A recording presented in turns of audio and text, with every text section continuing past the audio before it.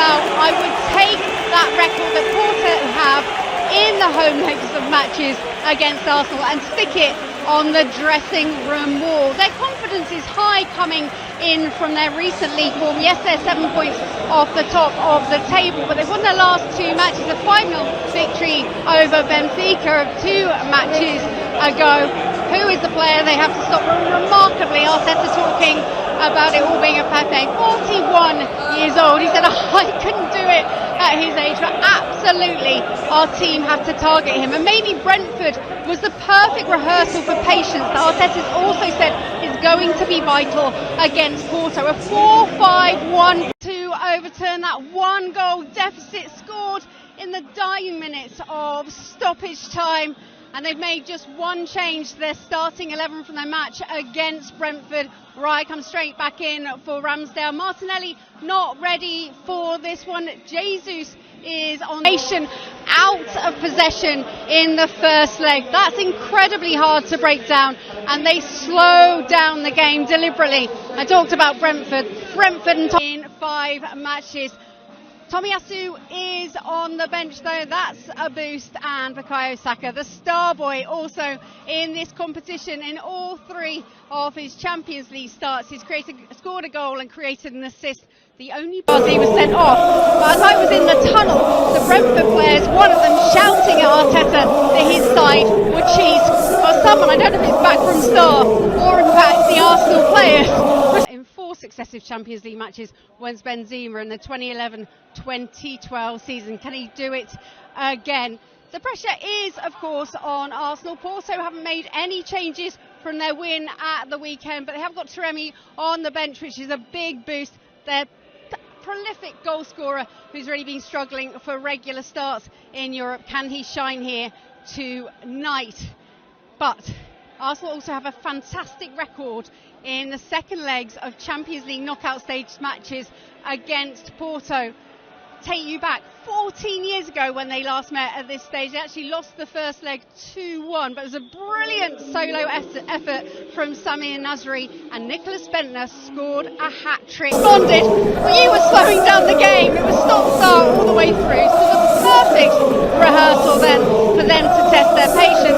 Erdegaard has made it clear that his team didn't impose themselves enough on Porto from the start, and they have to come out firing from the blocks, as we've seen in all their home Champions League matches, and in fact all their home Premier League matches of late. That remarkable winning run and goal scoring exploits.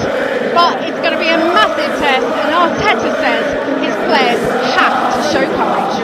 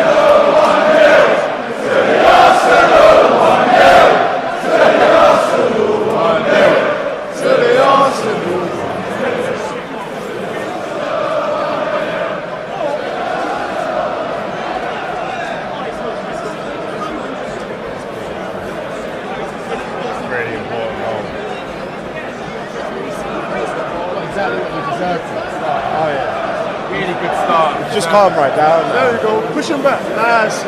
Nice. Well done. And again, Two. In fact, in the last previous 3 times that Porto have met Arsenal in the Champions League knockout stages, Arsenal have lost the first leg and then gone on to win the second leg with a clean sheet, an aggregate at home of 11 goals to 0. But they will be frustrated by this Porto team. Find out how. They might have had a bit of a rehearsal about that with Brentford at the weekend. There's been a graphic change since the midwinter break. Graphic, Richard. They lost 3 games in a row going into the midwinter break. We all sat here and we thought, it's another one where Arsenal are going to fall away. Whatever they did in Dubai, when they went away to Dubai for 10 days or whatever it was, they've come back, and apart from in Portugal, apart from at Porto, they've been absolutely terrific. They've been the best team in the country, I think, in England. Best team in England. Arsenal, I do. I think they've been better than Liverpool. I think they've been better than Man City. Jason, I think the stats show that. Yeah, I know. 8 wins out of 8 since they come back, apart from Porto game. It's phenomenal what they've done. Now, if they can keep that going, then they're going to give those 2 a run for their money. There's absolutely no doubt about that. But I think when we talk about, so I often think myself, when we talk about different, Jason, when we talk about European games, yes, Porto are doing well in their league. Yes, they are, and they've got good European pedigree. But really, if Arsenal play well, they're a level or 2 above Porto. The players are a level or 2 above Porto. So if they're at their very best, I think they'll win this game comfortably enough, right? But if they're not, as we saw in Portugal, if they're not, this is a decent team. Yeah. But I think if they're at their best, they should go through. I don't know from East Stella. I don't know where he plays. I don't know what his position is. If you ask me what is he, I would have to say, well, he's probably a forward. But what kind of forward? Does he play from wide? Does he play as a 9? Does he play as a 10?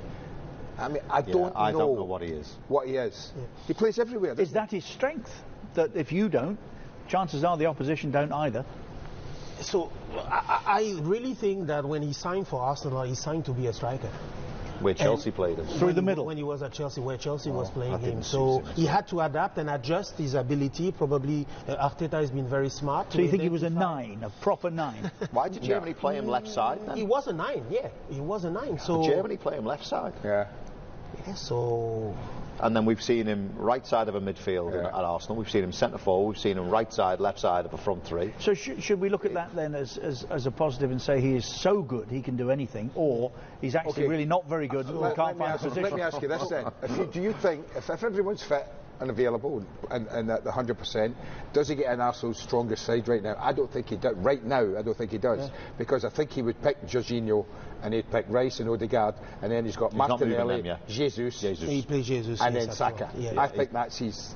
That's his team. That would be his strongest side if they're all fit and working